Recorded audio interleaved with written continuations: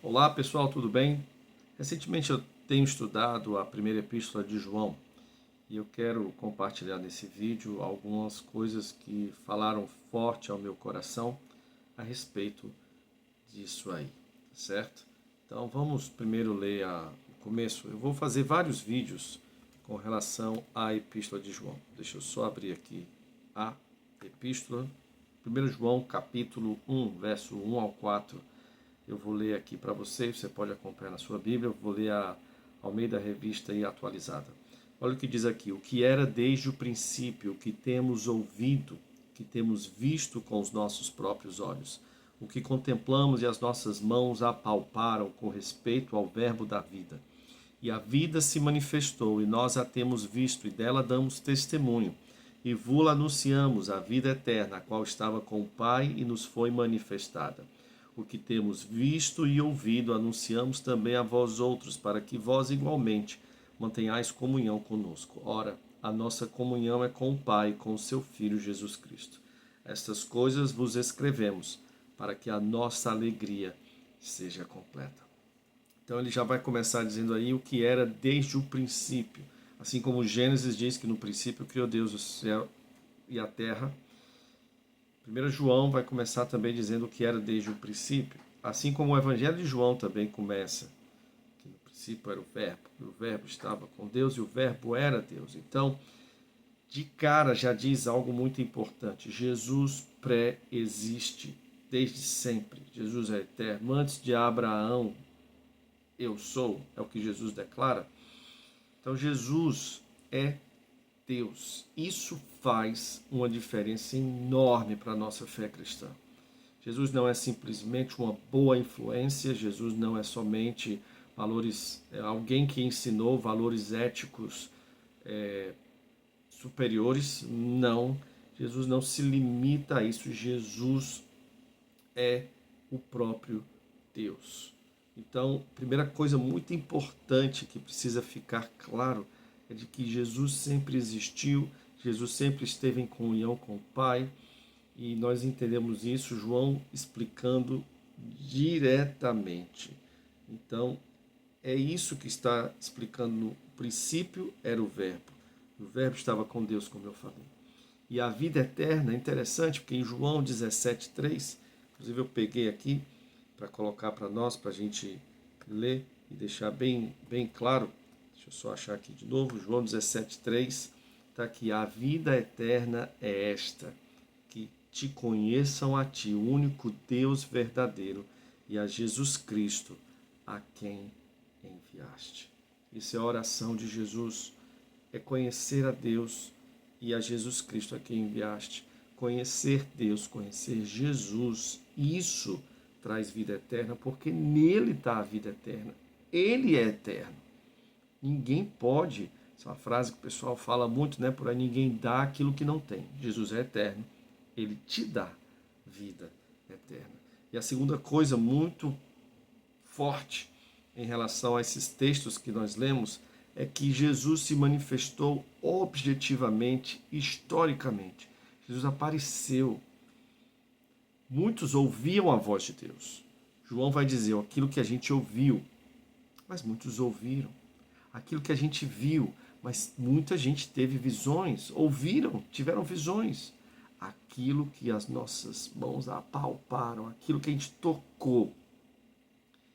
Há muitos relatos de pessoas que ouvem a voz de Deus, há muitos relatos de pessoas que ouvem e veem alguma coisa, mas poucos são os relatos de alguém que viu, ouviu e apalpou.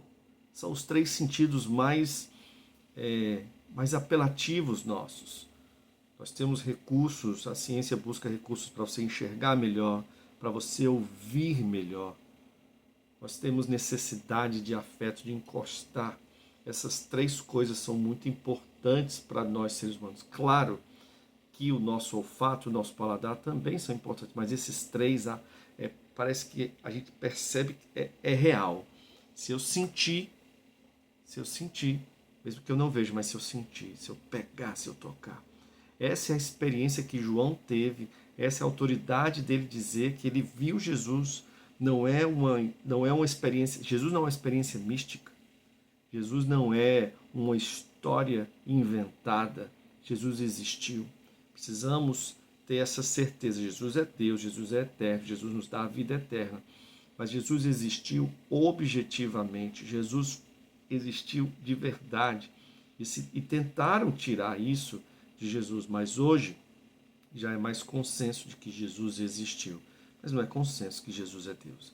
Então, para nós cristãos faz muita diferença nós crermos que Jesus é Deus e que Jesus realmente existiu. E terceira coisa, a mensagem de Jesus não é secreta.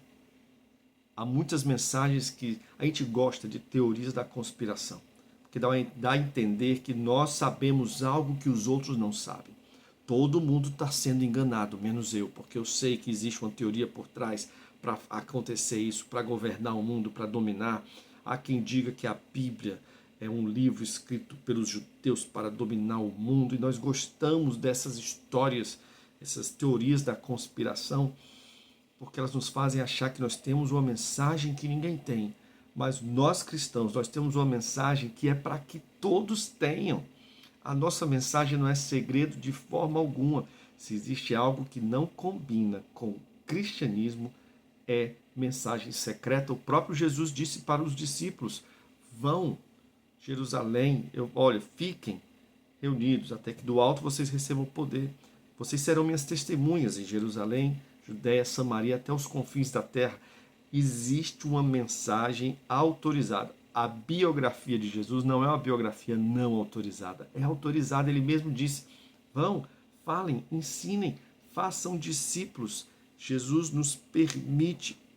E é isso, é essa mensagem que João está divulgando. A mensagem que ele ouviu, a mensagem que ele viu, a mensagem que ele tocou.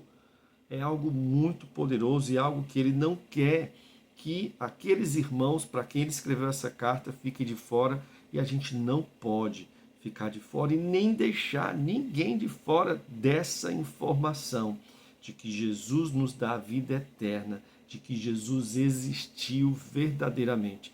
E o fato de Jesus ter existido, e eu esqueci de falar isso, nos faz entender que ele sofreu o que a gente sofreu. Jesus não veio como um rei.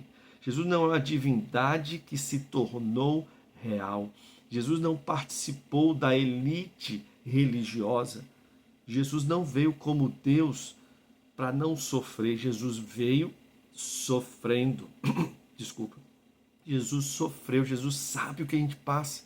Não é uma divindade que nos diz o que fazer sem saber das nossas lutas. Nós temos um sumo sacerdote que entende o que a gente sofre.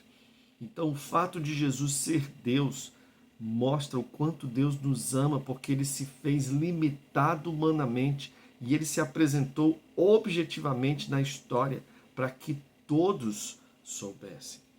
E aí, olha só que ele vai dizer para que a gente tenha comunhão. Essa mensagem não é somente para nos salvar e nos levar para o céu e nós temos um relacionamento egoísta com Deus, mas essa mensagem é para que nós tenhamos comunhão. A comunhão que nós temos é com o Pai e com Jesus e uns com os outros. A salvação tem por objetivo, a proclamação do Evangelho tem por objetivo, sim, salvar, mas tem por objetivo também juntar as pessoas. É o Evangelho que é salvação, não somente do judeu, não somente do grego, não somente daquele que é escravo, não somente daquele que é livre, não somente do homem, não somente da mulher. É uma comunhão, é uma mensagem de salvação para todos, que tem como objetivo levar, trazer a comunhão. Essa é a comunhão, esse é o sentido da vida eterna. Nós temos comunhão com o Pai e com o seu Filho Jesus Cristo. Nós temos santidade no jeito que a gente vive. E nós temos essa comunhão no sentido de vida eterna. No céu nós vamos ter pessoas de todas as tribos, povos, raças e nações. Nós temos, esse é o objetivo. E como é bom já viver o céu aqui na terra. É proclamar a mensagem do Evangelho. E eu sei que essa comunhão, mesmo que não seja perfeita, é algo que nós precisamos colocar como meta de essa mensagem de Jesus. Não pode excluir quando a mensagem de Jesus nos impede de termos comunhão, precisamos nos questionar: estou realmente proclamando o Evangelho de Jesus Cristo? E no último versículo que a gente leu, ele diz para que haja alegria, para que essa alegria invada o nosso coração. A Bíblia diz que Jesus, por causa da alegria que estava proposta, ele sofreu o que ele sofreu. A Bíblia diz no Salmo 16, 11, que na tua presença há plenitude de alegria, na tua destra delícias perpetuamente. Onde o Espírito de Deus está, há alegria. A nossa salvação é a ordem, a proclamação gerará comunhão, que trará alegria.